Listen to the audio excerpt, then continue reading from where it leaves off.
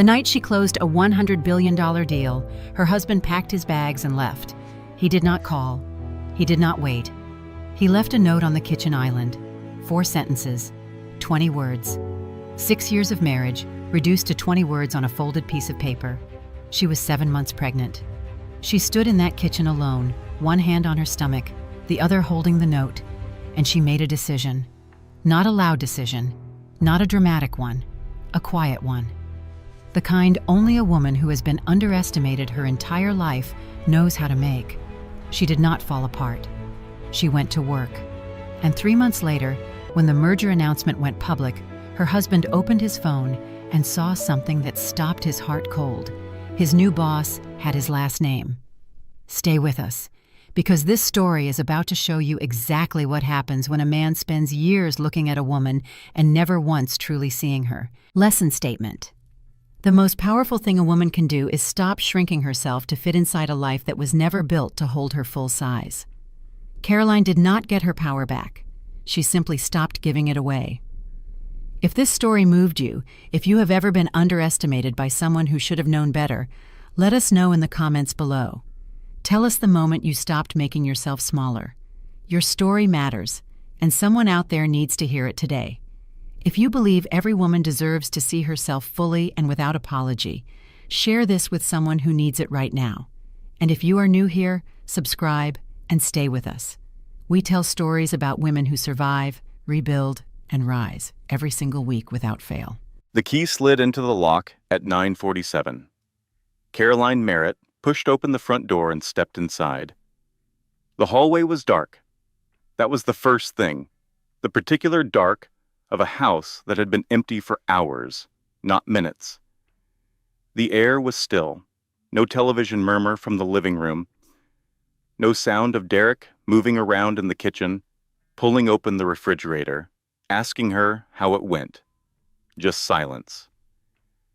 She set her bag down on the bench by the door. Her feet were swollen inside her heels. She had been on her feet since 6 that morning, and it was almost 10 at night. And her lower back had been aching since the cab ride home, and she was 7 months pregnant and exhausted in the specific way that only a woman carrying another human being while negotiating the largest financial transaction of her career could understand. She reached for the hall light. The kitchen light was off. She stood there for a moment. Derek always left this kitchen light on when he knew she was working late. It was their small language, a thing they had established in the first year of their marriage without ever discussing it. The light on meant he was thinking of her. The light on meant she was not forgotten, even on the long nights, even on the nights she came home too tired to speak. The light meant something. The dark meant nothing. The dark was just the dark. She called his name. Her voice went out into the house and came back alone. She walked down the hallway toward the kitchen. Her heels clicked against the hardwood. She turned on the kitchen light herself and stood in the sudden brightness, blinking. The counters were clean. The dishwasher was closed. A glass sat in the drying rack from this morning, her coffee mug from 6 a.m., already dry. Everything was exactly as she had left it 14 hours ago. Then she saw the note. It was sitting on this kitchen island, folded once, her name written on the outside in Derek's handwriting, blocky, deliberate letters. Not the shorthand he normally used, not the quick scrawl of a grocery list. Full name. Caroline. Not Care, the way he wrote it on birthday cards. Caroline. The name you use when you have made a decision and you need the other person to understand that the decision is final. She picked it up, unfolded it. 4 sentences. She read them once, then she read them again. Then she set the note face down on the counter and walked to the refrigerator and opened it and stood there, staring at the shelves, not seeing anything. A container of leftover pasta, a half-empty bottle of orange juice, 2 apples in the crisper drawer. She stood there for a full 45 seconds with the cold air coming out at her, and then She closed the refrigerator and picked up the note and read it a fourth time. I cannot do this anymore. I have not been happy for a long time. I am sorry about the timing. D. That was it. 20 words. 20 words for 6 years. She walked to the bedroom, her heels on the hardwood again, clicking in the quiet. The bedroom was dim, the curtains still drawn from the morning. She turned on the lamp on her side of the bed and looked at his side of the closet. The door was open. Half the hangers were bare. The suits were gone. The dress, shirts were gone. The row of shoes on the floor had 3 gaps in it where his favorites had been. He had not ransacked the closet. He had packed it, deliberately, methodically, in the way of a man who had thought about this for a long time and finally executed on the plan. He had packed while she was at work. He had packed while she was in the glass conference room on the 42nd floor, sitting across from Nora Ashworth and her team of 6 attorneys, signing the final term sheet on a merger worth $100 billion. Her hand had been steady. She had signed her name cleanly, precisely, the way she did everything. She had shaken hands all around. Henry Caldwell had squeezed her shoulder and said, quietly, "That was the best work of your career and possibly mine." And Derek had been here, in this apartment, packing his suits into a suitcase, choosing which shoes to take. She sat down on the edge of the bed, his side. The pillow still had the faint impression of his head from this morning. She placed one hand on her stomach. The baby was quiet right now, settled low, the way she sometimes settled in the evenings. 7 months, 28 weeks, the size of a head of cauliflower, according to the pregnancy app she checked every Sunday. She sat very still. "Okay," she said, out loud, to the room, to herself, to the small person inside her who would never know what this night had cost. "Okay." But it was not okay. She knew it was not okay, even as she said it. It was the specific not okay of a life that had just broken open without warning, without preparation, with 20 words on a folded piece of paper and half-empty hangers swinging slightly in the draft from the heating vent. Her phone buzzed on the nightstand. She looked at the screen. A text from Donna. "Champagne is literally chilling in my office fridge. You are an absolute legend. Call me when you are done celebrating." She stared at the text for a long time. $100 billion, 20 words. Both of these things were true simultaneously, and they existed in the same body, in the same moment, in this bedroom that smelled faintly of cedar cologne and emptiness. She set the phone face down on the nightstand. She stood up, went to the bathroom, turned on the shower. Very hot. The kind of hot she was technically not supposed to use during pregnancy, the kind Dr. Sohn had mentioned gently at the last appointment. She turned it on anyway, and then she sat down on the cold tile floor, fully dressed, blazer still buttoned, heels still on, and she let the steam rise around her. The ink stain on her left cuff blurred in the humidity. She had gotten it during the signing. A small imperfection on the best day of her professional life. She thought about the 4 sentences. "I cannot do this anymore." How long was anymore? She reached for the word like she reached for a number in a financial model. What was the baseline? What was the trajectory? When did the line cross from hard to impossible? She thought about the last 6 months. Derek had been quieter, more distracted. She had noticed this and filed it under stress at work, under the general difficulty of a marriage in which both people were often exhausted, under the category of things that would improve when the deal was done and she had more time to be present. She had been so certain she was right about that. "I have not been happy for a long time. A long time. Not lately, not recently. A long time." He had been specific about that. He had chosen those words carefully enough to mean something, I'm sorry about the timing. She put her hand over the ink stain on her cuff. The timing. She had spent 10 months working toward today. He had spent some portion of those same months planning to leave. And he had chosen today. The day she came home with $100 billion and an ink stain and swollen feet. Maybe he had known. Maybe he had tracked the deal timeline the way she tracked deal timelines and chosen the closing date deliberately. Or maybe, and this was somehow worse, he had not thought about the deal at all, had not known or registered that today was the day she had been building toward for 10 months, the day her career had been pointing at like a compass, the day everything crystallized. If he had chosen today to hurt her, that was cruelty. If he had simply not known, had not been paying enough attention to know, that was something she did not have a clean word for yet. The steam filled the bathroom. Her blazer was damp now. Her heels were still on. The baby kicked, once hard, against her palm. "I know," Caroline whispered. She sat on the tile floor until the hot water ran out.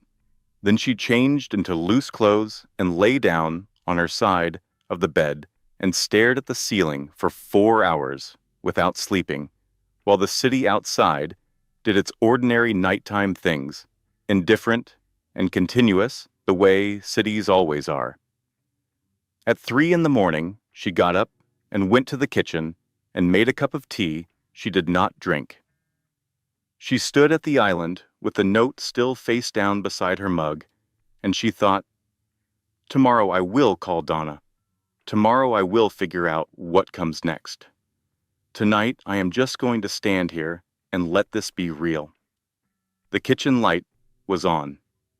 She had turned it on herself. Morning came in gray and ordinary. Caroline had not slept. She knew this in her body, the way she knew everything by now, in her body.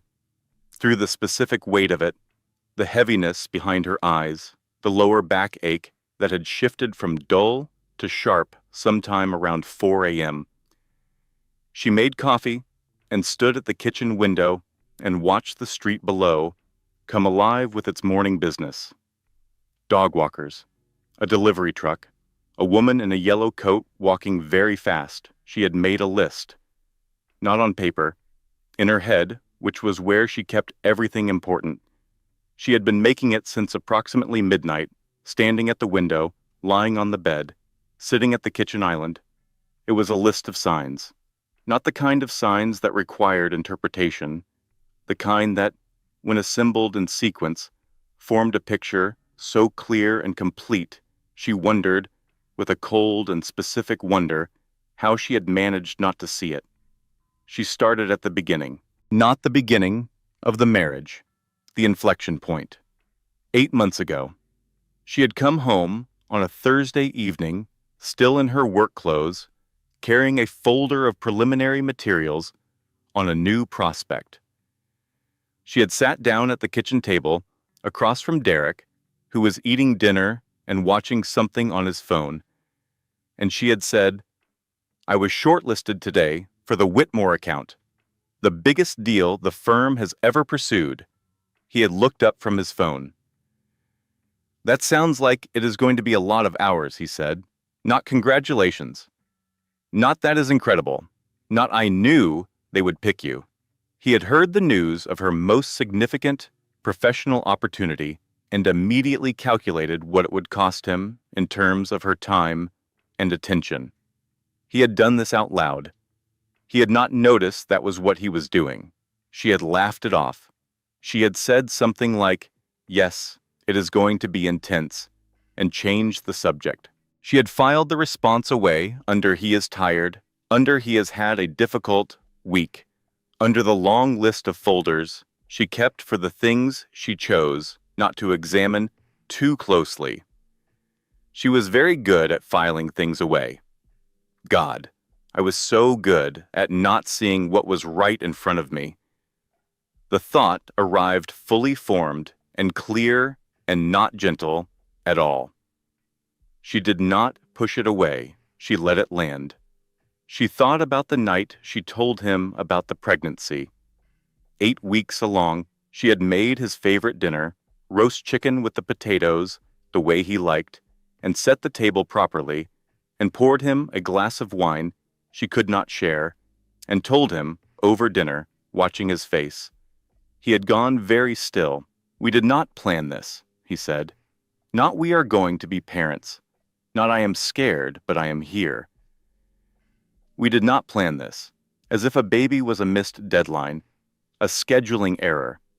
She had spent the next 4 weeks converting his ambivalence into participation. She had framed his shock as understandable, his distance as processing, his silence in the evenings as him adjusting to a new reality.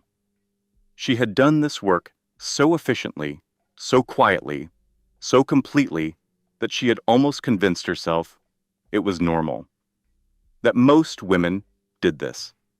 That this was simply what it meant to be a partner. I made myself smaller to fit inside a life that was never going to be big enough for me anyway. She said it to the kitchen. The kitchen did not argue. She thought about the Google searches. She had been making them for 4 months. At 3 in the morning, when she could not sleep, when the house was quiet and Derek was asleep, and she was lying awake trying to understand the persistent low-level wrongness she felt in her own marriage. She had searched. Is it normal to feel alone in your marriage? Signs your husband resents your success.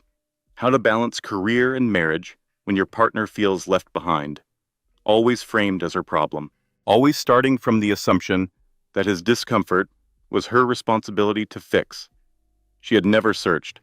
Is my husband pulling away because of another person? She did not know what that said about her. She thought it probably said something about the specific blind spot of a woman who loves someone, and therefore unconsciously rules out the worst explanations first. Her phone buzzed. "Donna, again. Okay, you are starting to worry me. Call me." Caroline looked at the text, looked at it again, then typed, "Can you come over?" 3 dots appeared immediately. On my way. She opened Derek's email while she waited. She knew his password. They had shared it early in the marriage, the way couples share small things, and neither of them had ever changed the arrangement. She opened it not because she planned to spy, but because something in her, the same systematic instinct that drove her due diligence process, the same refusal to proceed without full information, knew there was more to find. The inbox was mostly ordinary. Work emails, a chain about a golf tee time, a newsletter he had never unsubscribed from. She scrolled without a clear target, reading subject lines. Then she found the receipt, the Harrington. Thursday, dinner for 2. The date was 6 weeks ago. She opened the email fully. It was a reservation confirmation, 8 o'clock. The name on the reservation was Merritt. He had used his own name. She knew the Harrington. She had walked past it dozens of times, candles in the window, a maitre d' in a dark jacket. The kind of restaurant you go to when you want someone to be impressed. Not a work dinner restaurant, not a meet the client restaurant, a first impression restaurant. 6 weeks ago, she had been in Chicago on due diligence. She had texted him from the hotel at 11 o'clock at night. "Miss you," she had written. He had replied within 2 minutes. "You too." She closed the laptop. She was still sitting exactly as she had been, hands flat on the counter, breathing evenly when Donna knocked. The knock came at 7:20 in the morning. Donna arrived with a paper bag from the bakery 2 blocks over and the expression of a woman who had been carrying something heavy for a long time and was finally, with grief and relief in equal measure, being permitted to set it down. She came in. She saw the note on the island, face down. She picked it up, read it, set it back down. She did not say anything for a moment. "How long?" Caroline asked. Donna did not pretend she did not understand the question. She sat down on the stool across from Caroline and wrapped both hands around the coffee mug Caroline placed in front of her, and she said, I saw them together at the Greystone fundraiser in February. They were being careful, but not careful enough. February. 10 months ago. Caroline absorbed this number. She did not throw anything. She did not cry. She absorbed it the way she absorbed difficult data in a deal room, carefully, with the full weight of its implications, turning it over to examine every surface. "You did not tell me," she said. "You were just starting the Whitmore process, and then you told me about the pregnancy." Donna stopped. Started again. I kept telling myself I was wrong, that it would stop, that he would figure out what he was throwing away. He figured out what he was throwing away, Caroline said. He decided it was not worth it. Donna reached into her coat pocket. She pulled out her phone. She placed it on the counter, screen up, sliding it across to Caroline. It was a photograph, slightly blurry, taken at a distance, a fundraiser room, people in evening clothes, soft lighting. In a corner, partially turned away from the room, stood Derek. His hand was at the small of a woman's back. Close, proprietary.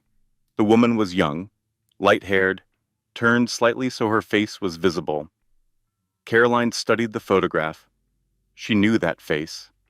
Paige Holloway, 28 years old. Marketing coordinator at Westfield Partners. Caroline knew this because she had reviewed every employee roster at Westfield Partners as part of her due diligence process. She had looked at hundreds of names and faces in spreadsheets over the course of 10 months, and that face had been in a headshot attached to an organizational chart, and now it was in a blurry photograph of her husband's hand on a woman's back at a party Caroline had not attended because she had been working on a deal. She was quiet for a moment. "Westfield Partners?" she said. Donna frowned. "What about it? He works at Westfield Partners." "I know. So?"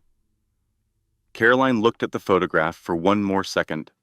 Then she set the phone down carefully. She thought about the organizational chart she had helped design, the new structure of the merged entity, the division that would absorb Westfield Partners, the title she had been offered 2 days ago, Chief Integration Officer. "He does not know," she said. Donna stared at her. "Know what?" Caroline looked up. "That Westfield Partners is the firm I just absorbed."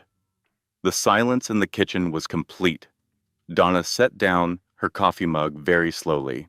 "You mean, he works at the company I just spent 10 months acquiring," Caroline said. "As of the merger announcement, which goes public in approximately 3 weeks, Derek Merritt is an employee of the merged entity I will be leading." Donna's mouth opened, then closed. "He left you last night," she said slowly, "not knowing that you just became his boss, not knowing any of it," Caroline said. "He does not know the name of my client. I stopped telling him work details 18 months ago because he stopped being interested. He knows I was working on a large deal. He does not know which firm. He has never asked." She said this without particular emotion. It was simply a fact, a data point that, placed in context with every other data point, formed a picture of a marriage in which two people had been living in increasingly separate worlds while sharing the same address. Donna looked at the note on the island, then back at Caroline. "What do you want to do?" Caroline thought about this. The honest answer was that she wanted to sit on the floor and stay there for a while. The practical answer was something else. "I need to call a lawyer," she said, "and I need to go to the board meeting this afternoon." "What board meeting?" Henry called yesterday after the signing. "They want to discuss the organizational structure, specifically my role in it." Donna was quiet. Then, "Caroline, you are 7 months pregnant and your husband left you 12 hours ago. I know. You do not have to go today. I know that too." Caroline reached for the paper bag Donna had brought and looked inside it. 2 croissants, a small container of butter. She pulled them out and set them on the counter. "I am going anyway." After Donna left at noon, Caroline showered for the second time in 24 hours. This time she stood, not sat. This time the water was cool. She stood in it and thought about the marriage in the specific, forensic way that grief sometimes gives you access to, clearly, without the softening filters of love and hope. She thought about the night Derek had introduced her at his firm's holiday party. "This is Caroline," he had said. "She is in finance. Nothing else. Not the firm name, not the title, not the scope of what she did, which was, at that point, already significant. She is in finance. Like a personality quirk, like a hobby. She had smiled and shaken hands and not corrected him. She had done this dozens of times, in dozens of rooms. She had made herself a sketch of herself so that the people around Derek would not feel uncomfortable. So that Derek would not feel uncomfortable. She had been so committed to his comfort that she had accidentally erased herself from her own life. I was not invisible. I made myself invisible. There is a difference. She dried off and put on the good charcoal blazer, the one from 8 years ago that still fit over the pregnancy with some effort, the one she had worn for her first major presentation. She zipped it, stood in front of the mirror. She looked tired. She looked like a woman who had not slept. She also looked, she thought, exactly like herself. She picked up her bag and walked out. The elevator opened onto the 42nd floor at 1:58 in the afternoon. Caroline walked off the elevator and down the corridor toward the main conference room. The carpet was the deep charcoal gray of a firm that takes itself seriously. The afternoon light came through the floor-to-ceiling windows and lit the whole east side of the building in pale gold. She had walked this corridor hundreds of times. Today it felt different. It felt, she thought, like the first time she had understood what she was walking toward. Henry Caldwell stood when she entered the conference room. He always stood for her. It was an old-fashioned gesture, and she had always found it quietly moving. Beside him, already seated, was Nora Ashworth. Nora Ashworth was 55 years old. Iron gray hair, cut short, still posture, the particular stillness of a woman who had been in every version of a difficult room and had stopped being surprised by any of them. She looked at Caroline the way that some women of her generation looked at younger women who had made it through something, with recognition and with the specific warmth of a person who remembers what it cost.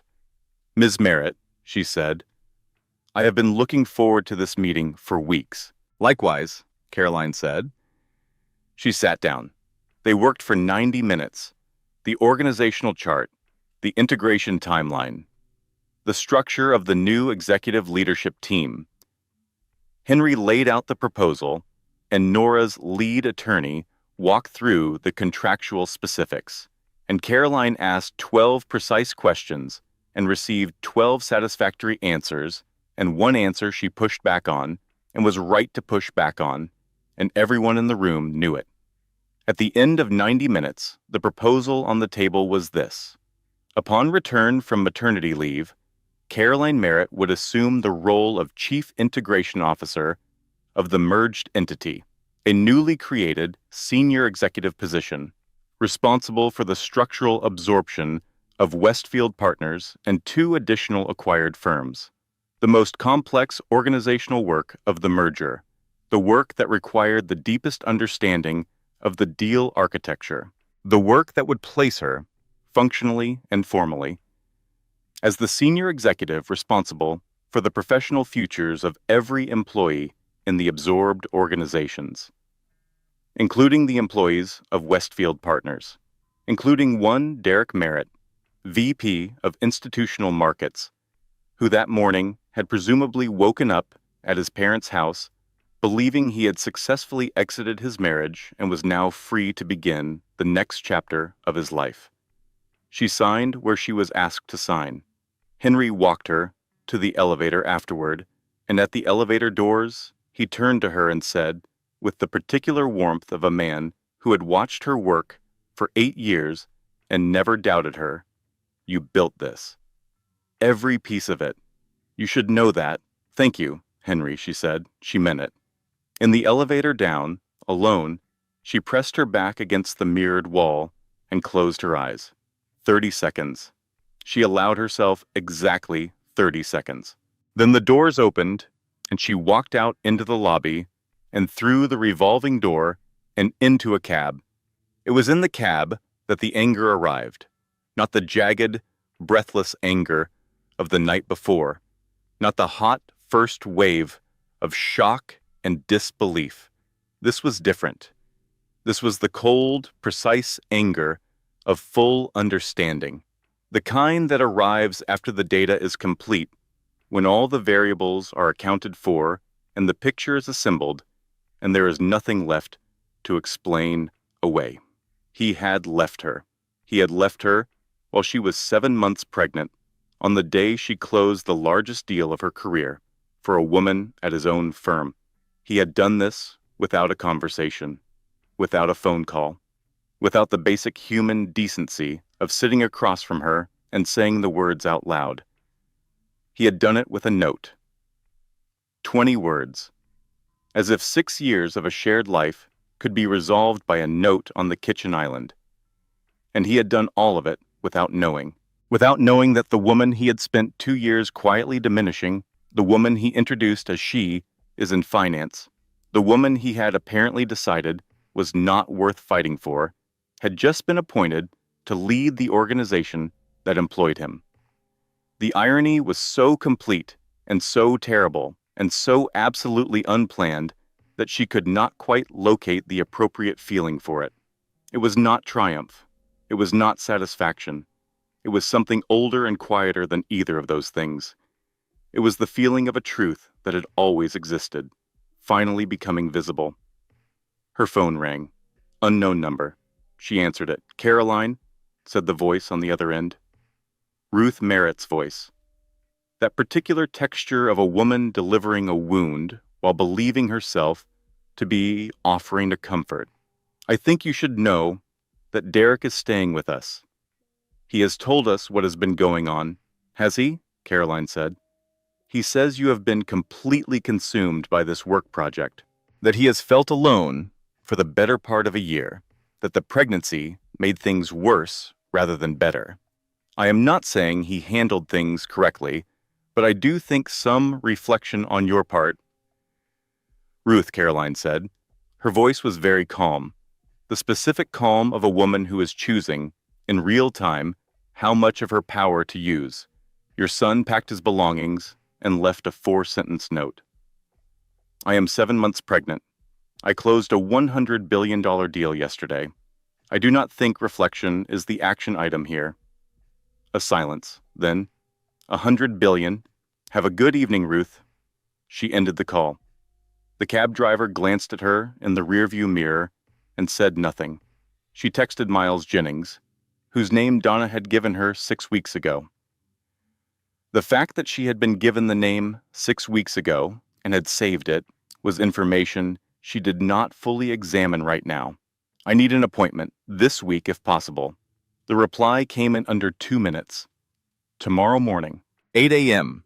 I am not of the problem that needs to be fixed." She looked out the cab window at the city passing in the early evening light.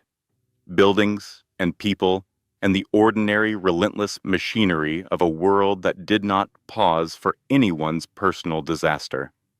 She felt the baby shift, a slow rotation that pressed outward against her ribs. She placed her hand over her ribs. "I know," she said quietly. "I have got us." 3 weeks had passed. Caroline had learned some things about grief in 3 weeks. She had learned that it did not arrive in the order she expected.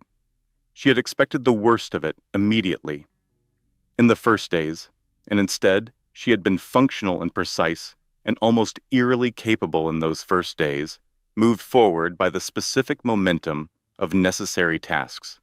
The lawyer, the firm, the paperwork, the logistics.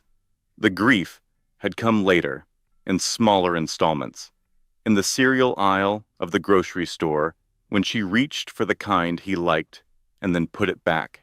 In the car, stuck in traffic, when a song came on that had been playing the night they got engaged, and she turned it off so fast she almost dropped her phone. In the quiet of the evening, when the apartment felt not empty but wrong, as if a piece of furniture had been removed from a room and the proportions were off. She was 8 months pregnant now. The nursery was finished. Sage green walls, the glider she had ordered without asking permission, the one Derek had called a lot of chair, the small white dresser with the glass knobs she had filled with folded onesies in the evenings when she could not sleep. She had done all of it herself. She had assembled the crib on a Sunday afternoon using the instruction sheet and a screwdriver she found in the utility closet. And when the last screw was in, she had sat on the floor of the finished nursery and looked around at what she had built and thought, "This is mine. All of it is mine." The meeting with Miles had gone as expected. The custody arrangement for a child not yet born was complicated, he had explained. Primary residence with Caroline, structured visitation for Derek, building from there as the child developed. She had agreed to this framework without hesitation. On a Tuesday afternoon, 3 weeks after the note, she received a phone call from an unknown number. She almost did not answer. She answered because she had spent 10 months training herself to answer unknown numbers. The voice on the other end was young, uncertain, and direct in equal measure. "I think we should talk," the voice said. "I think you deserve to know, from me directly, rather than from second-hand information. My name is Paige Holloway." Caroline was quiet for a moment. "Where?" she said. Paige named a coffee shop. "Neutral ground. A place neither of them had history with. Tomorrow at 10, Caroline said. She did not tell Donna. She did not tell Miles. She went alone, which was probably not the advice any of the people who cared about her would have given. But she went alone because this felt like something that needed to be done without witnesses, in the specific privacy of two women who had been in proximity to the same deception. Paige was already there when Caroline arrived. She was sitting at a corner table with her hands wrapped around a ceramic mug, wearing a dark coat, her light hair pulled back. She looked younger in person than in the headshot on the Westfield organizational chart. She looked nervous. She also looked like someone who had decided to do the right thing and was going to see it through, regardless of how uncomfortable it was. Caroline sat down across from her. A waitress appeared. Caroline ordered decaf. Paige said, "He told me you two had been separated for a year, that the pregnancy was unplanned, and that you had agreed to co-parent without remaining together." "None of that is true," Caroline said. Paige's face did something complicated. "I know that now. I started suspecting things. The details did not add up." He would contradict himself. "And then I looked you up." Caroline looked at her. "You looked me up. I found your LinkedIn profile." Paige paused. "You are not who he described." "What did he describe?" Paige looked at the table for a moment, then looked up. Someone who had checked out, who was work-obsessed and not present, who had left the marriage emotionally a long time before he did. He described someone who was too busy and too consumed to notice he was unhappy. "He rewrote me," Caroline said. "He made me into someone he could leave without feeling guilty." She said it without heat. It was simply the most accurate description of what had happened. Derek had needed a version of Caroline that justified his choices, and so he had created one. He had given that version to Paige and to his mother and possibly to himself, and everyone had accepted it because nobody had thought to look at the actual evidence. "Are you still with him?" Caroline asked. "No, I resigned from Westfield last week." "You did not have to do that." "Yes, I did." Paige wrapped her hands tighter around the mug. "He was not who he told me he was, about anything." She said this with a specific kind of quiet anger that Caroline recognized, not the anger of a woman scorned, the anger of a woman who had believed a story and discovered the story was false and was now doing the necessary work of untangling herself from it. They sat in the coffee shop for 30 minutes. They did not become friends. They did not exchange numbers. But something passed between them across that small table, some mutual recognition of having been used as props in a man's narrative about himself, and that recognition had a particular weight and a particular dignity. When Caroline stood to leave, Paige said, "I hope things go well for you. With the baby." "Thank you," Caroline said. "I think they will." She walked out of the coffee shop and stood on the sidewalk in the thin autumn sunlight and thought about the specific nature of what had just happened. Derek had built a false version of her. He had distributed that version to the people around him. He had used it to justify the choices he had already made. But the false version had just been directly refuted, not by Caroline, by his own mistress, by the woman he had chosen over her. Even Paige, who had every reason to believe Derek's story, had looked at the actual evidence and found it insufficient. She stood on the sidewalk for a moment longer, then she started walking. She stopped hiding the deal. This was the first deliberate act of reclamation, and she made it quietly, without announcing it, without ceremony. She sent Henry Caldwell a revised professional biography for the merger announcement press materials. She had submitted the same version of this bio for 8 years. A careful document, precisely accurate and strategically modest. It listed her credentials without elaborating on their scope. It named her role without naming what the role had cost her to earn. The new version said everything. Every deal, named and quantified. Every title, in full. Senior architect. $100 billion Whitmore Capital merger. The work she had done, stated plainly, in the language of someone who did not require anyone's permission to take up space. Henry read it and called her within the hour. "This is the correct bio," he said. "I know," she said. "I should have submitted this one years ago." "Yes," he said simply. "You should have." She was 38 weeks pregnant when she returned to the office. Dr. Sohan had given her a maximum advisement of 38 weeks for full office days. She had waited until exactly 38 weeks, not a day sooner, because she had been working from home and managing perfectly well, and she had not wanted anyone to think she was rushing back. She had not been rushing. She had been ready. When she walked through the lobby of Caldwell and Mercer at 8:45 on a Wednesday morning, the receptionist, Margaret, who had been at that desk for 11 years, stood up. She started applauding. It was a small sound at first, Margaret's hands alone in the lobby, and then Donna appeared from the elevator bank and joined in, and 3 junior analysts who were waiting for the elevator turned and joined in too, and it was entirely too much and completely genuine, and Caroline walked through it with the expression of a woman who is not accustomed to receiving what she deserves and is teaching herself, carefully, to accept it. She sat down at her desk. She opened her laptop. The integration plan was on her screen, the architecture she had built across 10 months of work. She scrolled to the Westfield Partners section. Employee roster. Transition schedule. Projected role assignments within the new structure. She scrolled to the M section. Merit, Derek. VP, Institutional Markets. Transition status, confirmed. She looked at the name for one moment. Then she scrolled on. She had a call at 9, a meeting at 11, a review session with Nora's team at 2. The afternoon was full in the way she liked it, dense with specific problems that had specific solutions.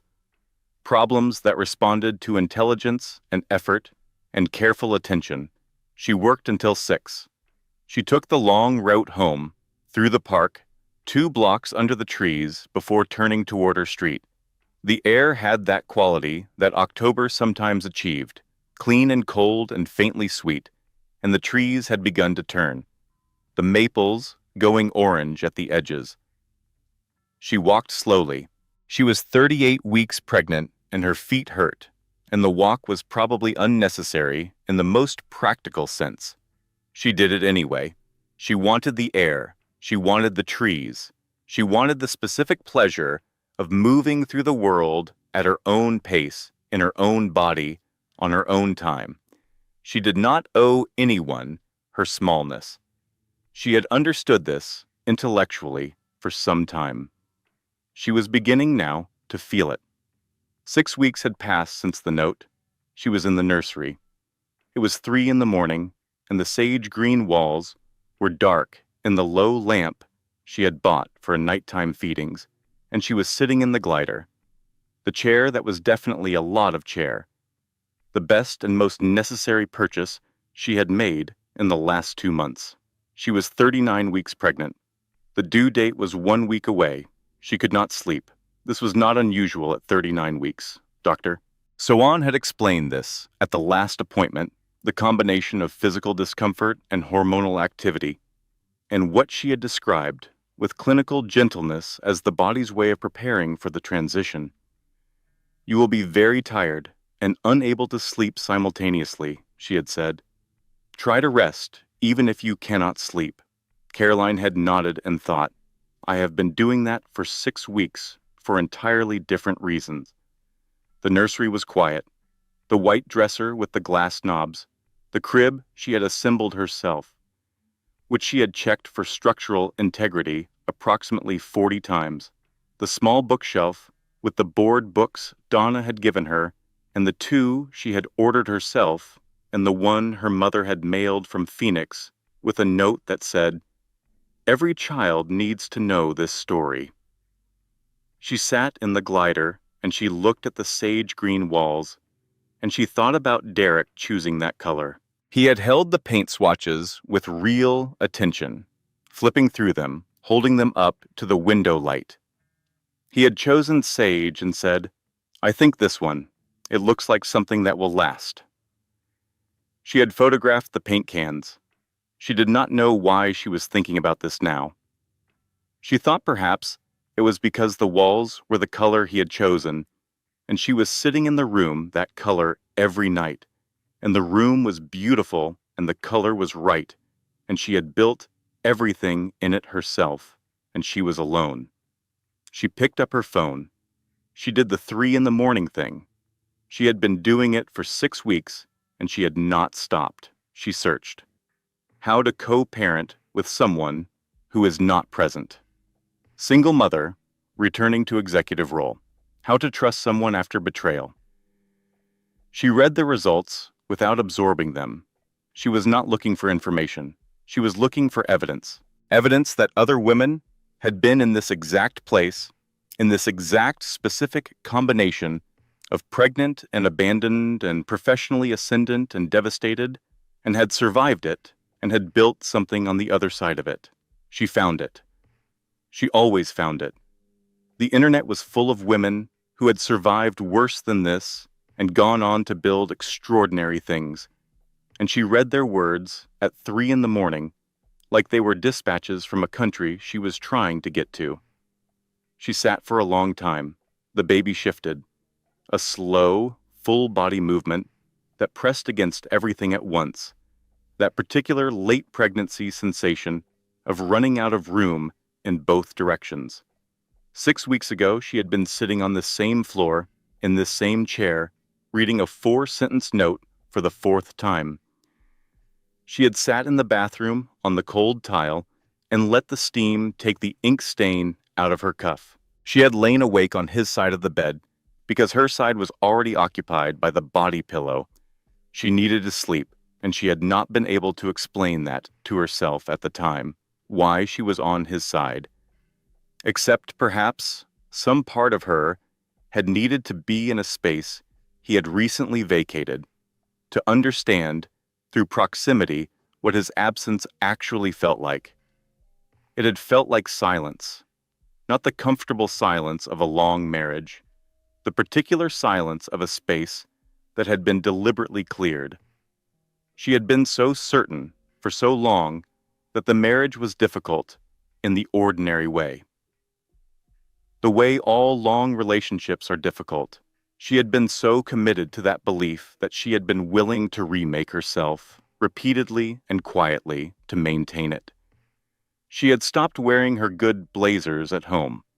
She had started saying, "I am in finance" at parties. She had stopped sharing her wins, her real wins, because she had understood, gradually and then completely, that her wins made him feel something he could not name gracefully, and she had loved him enough to try to manage that feeling for him. She had loved him so much she had disappeared inside it. Now she was sitting in a sage green room at 3 in the morning, alone, building a life that was entirely and only hers, and it was the hardest thing she had ever done, and also, in a way she could not yet articulate, but could feel in the center of her chest, the most honest. I deserved better than this, not said to him, said to herself, for herself, as a fact, not a grievance. She sat in the glider until the sky outside the nursery window began to change. The particular gray of 5 in the morning, then the thin, pale light of early dawn. A bird started somewhere in the building's interior courtyard. One clear note repeated. She stood up slowly, stretched, put her hand on the finished crib, and felt the steady solidity of it, the good wood, the work she had done with her own hands. 1 week, she said to the room. 1 week. The baby came on a Thursday, 6 days before the due date, at 2 in the morning, in the specific way that births arrive, without aesthetic consideration for timing or convenience. 11 hours of labor, Donna holding her left hand throughout, Dr. Sohn at the other end of the room, calm and precise in the way Caroline had come to rely on, saying almost there she is, she, a daughter. They placed the baby on Carolyn's chest, and everything that had happened in the last 8 weeks became, briefly and completely, beside the point, not erased, not resolved, simply set aside for a moment by something more immediate and more astonishing than any of it. 7 pounds, 4 ounces, a great deal of dark hair, the specific compressed features of a newborn that somehow still managed to suggest a personality, a distinct presence already forming itself. Caroline held her. The baby's weight on her chest was the most concrete thing she had felt in months. She named her Evelyn Ruth. The Ruth was not for Derek's mother. She would never explain this to Ruth Merritt, who would inevitably choose to believe it was meant for her, and Caroline had decided this was acceptable. The Ruth she had in mind was the Ruth of the Book of Ruth, the story of loyalty, of women who chose each other when they could have walked away, of the specific courage of staying for someone who needed you to stay. It seemed like the right name for a child who had been present through all of this, who had kicked against Caroline's palm on the worst nights, who had been, in her own wordless way, steadily present through everything. Derek had been notified through Miles, as the custody agreement specified. He had not been in the hospital. She had not called him to be there. This was not a punishment.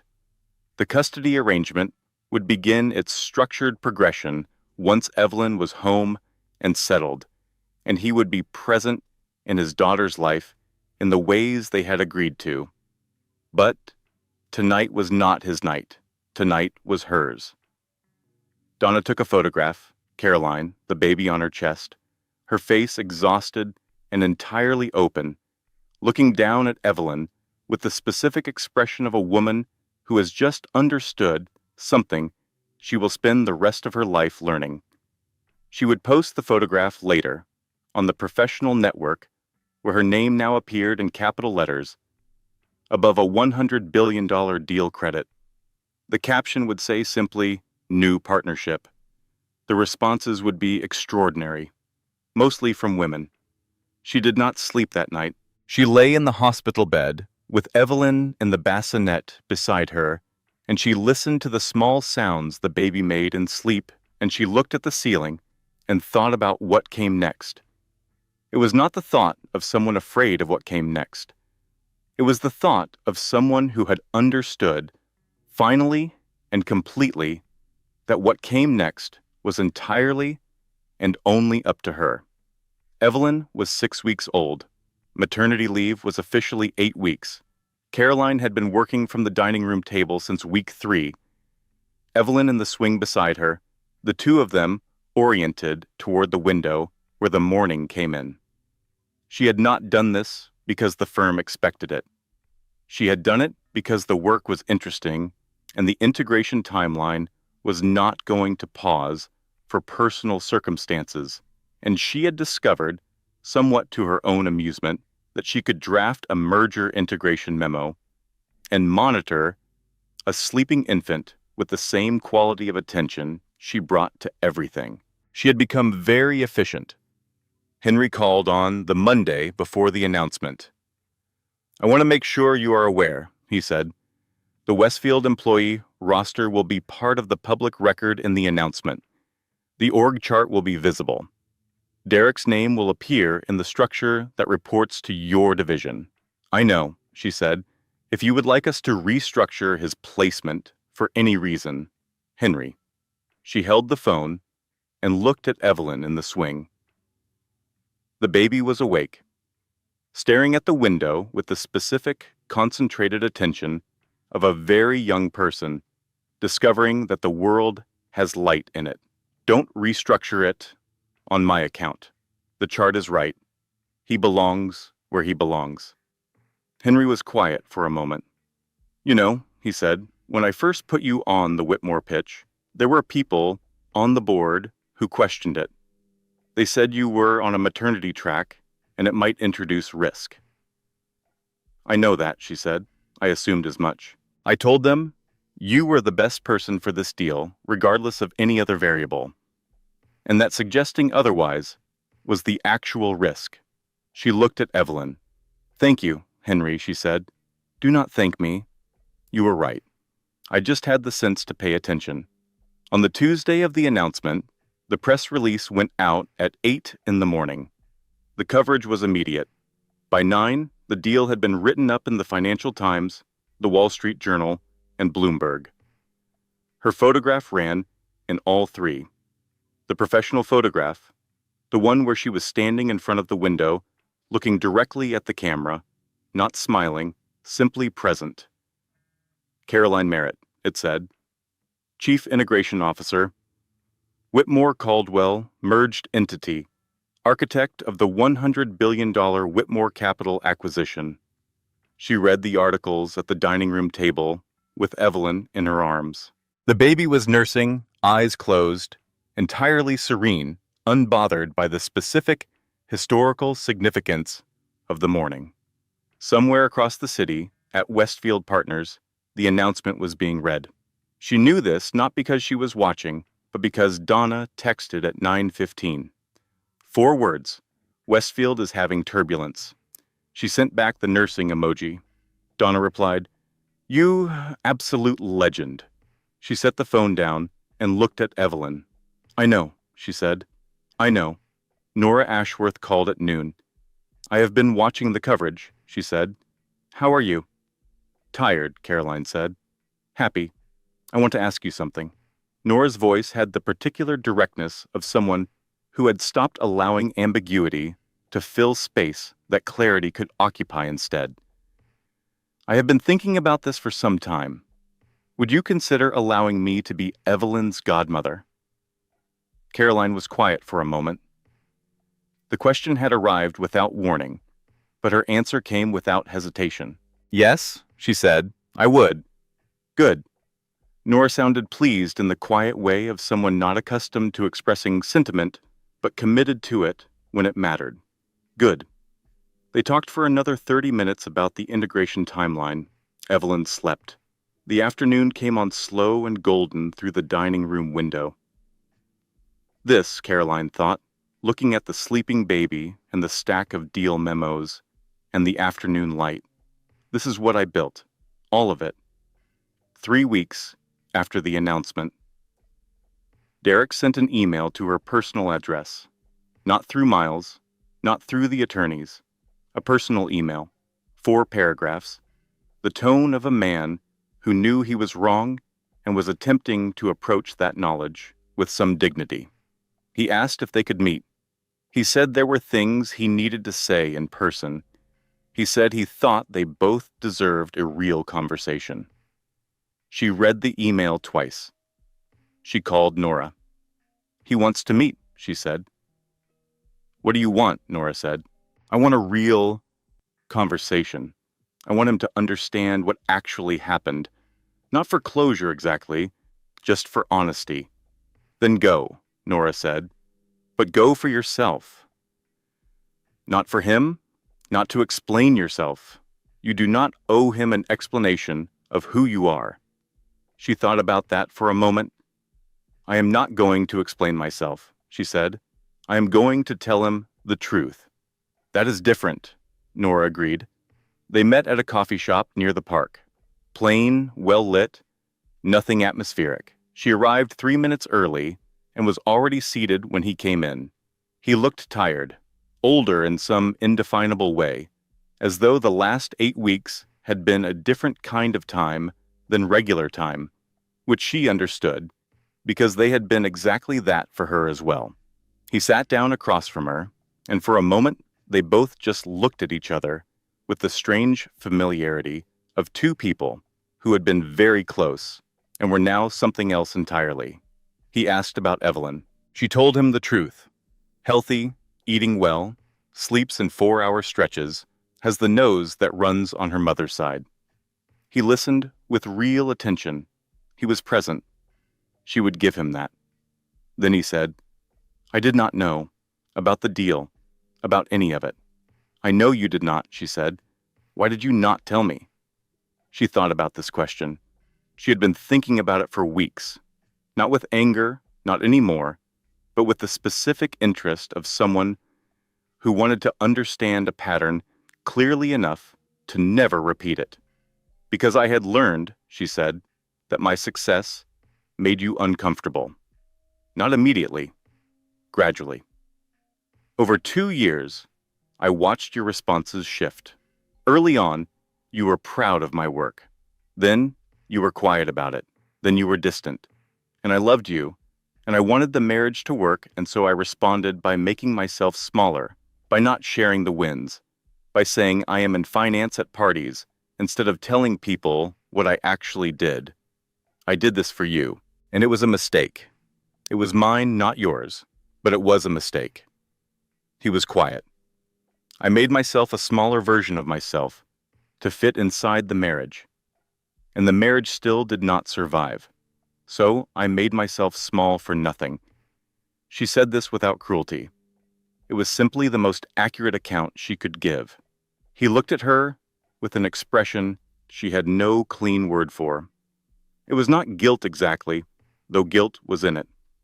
It was something more like the expression of a man who has just seen something he should have seen a long time ago and understands with full clarity that the seeing has come too late to change anything.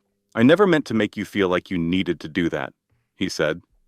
I know, she said. I believe you. And she did. This was the truth she had arrived at in the 3 a.m. hours in the nursery, in the sage green room. He had not deliberately diminished her. He had simply been unable to celebrate her fully. He had been smaller than what she needed, and rather than acknowledge that, she had tried to fit herself into the dimensions of his capacity. This was not villainy. It was ordinary human failure. It was the kind of thing that happened when 2 people stopped being honest with each other because honesty felt too costly. You are going to be a good father, she said. I believe that too. I want that for Evelyn. He looked at her, and she could see, clearly, that he was seeing her fully for the first time. Not the version of her he had constructed, not the manageable, dimmed version she had offered him for 2 years, but the actual full person she was. She let him see it. She did not say, "This is what you gave up." She did not need to. He could see it perfectly well without her saying it.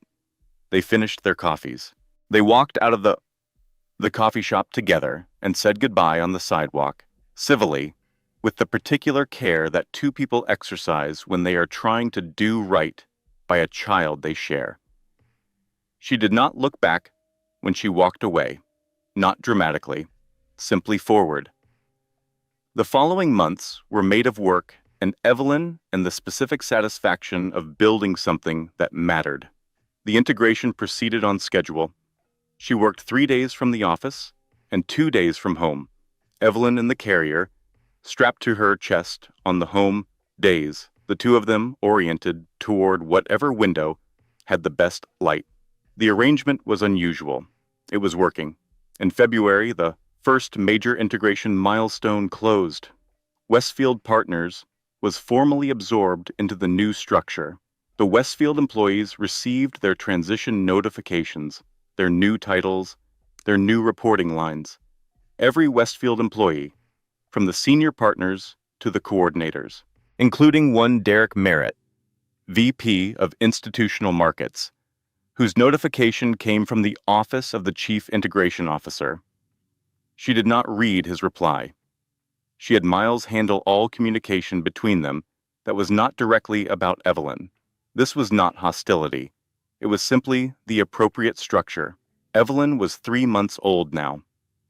She had begun, in the last 2 weeks, to smile. Real smiles, not the reflexive ones of early infancy. Smiles at faces she recognized. At Donna, who came every Sunday. At Nora, who had visited twice, and on the second visit had sat in the good glider for an hour and a half while Caroline worked from the dining room table. At her mother, who had come from Phoenix for 2 weeks and slept on the couch and made food Caroline did not have time to make herself. At Caroline. At her mother's face, which she now recognized as the face that was always there. There was a new client call in March. A mid-size fund, considering an acquisition, referred by Nora. The client's name was Richard something, and he came with a team of 4, and the call connected at 8 in the morning, and Evelyn was in the carrier, strapped to Caroline's chest, and the window was bright with the particular clarity of early spring light. The client introduced himself. He said his firm's name. He said, "We were told you are the best in the business for this kind of transaction." Caroline adjusted Evelyn slightly in the carrier. "I am," she said. She did not qualify it. She did not add a but or an I try to be or an I have had some good results. She did not soften it. She did not look around to see if anyone was uncomfortable. She said, "I am." And then she began to talk about the transaction. Evelyn made a small sound against her chest, the kind of sound very young humans make when they are comfortable and warm and exactly where they need to be. Caroline kept talking. That evening, she put Evelyn to sleep at 8:30 and stood in the hallway afterward for a moment, in the quiet that follows a sleeping baby. The specific good quiet of a house where the necessary work is done and the rest of the night is your own. She walked to the kitchen. She thought about the note on the island, the face-down folded paper, the 20 words. She had not framed it or saved it. She had put it in the recycling on the second day and not thought about it deliberately since. Some things did not need to be preserved. Some things only needed to be survived. She made a cup of tea. She opened the novel she had been reading since the previous spring, the slim literary one about a woman who reinvents herself after a loss, the one she had been putting down and picking back up for nearly a year. She was almost finished. She sat down at the kitchen island with her tea and read 12 pages and finished the novel and sat for a moment with it closed in her hands. The ending was not triumphant. It was quieter than that. The woman in the novel simply walked out of her old life and into the next one. She took nothing she did not need. She left the door open behind her, not as invitation for anyone to follow, but because she was done with locked rooms. Caroline set the book down. She looked at the kitchen, the clean counters, the glass in the drying rack, the good ordinary equipment of a life she had made. The kitchen light was on. She had turned it on herself when she came in from putting Evelyn to bed. Not for anyone else. Not as a signal, not as a language, not as a small gesture of love in the direction of another person. For herself. So the kitchen would be bright when she came to make her tea. So the room would be warm when she sat down to read. She sat in the brightness for a while, finishing her tea, listening to the ordinary sounds of the building, the city, the night. Then she went to sleep. Closing disclaimer: this content was carefully researched, developed, and manually edited by our team with the intention of delivering meaningful stories and life lessons to our audience.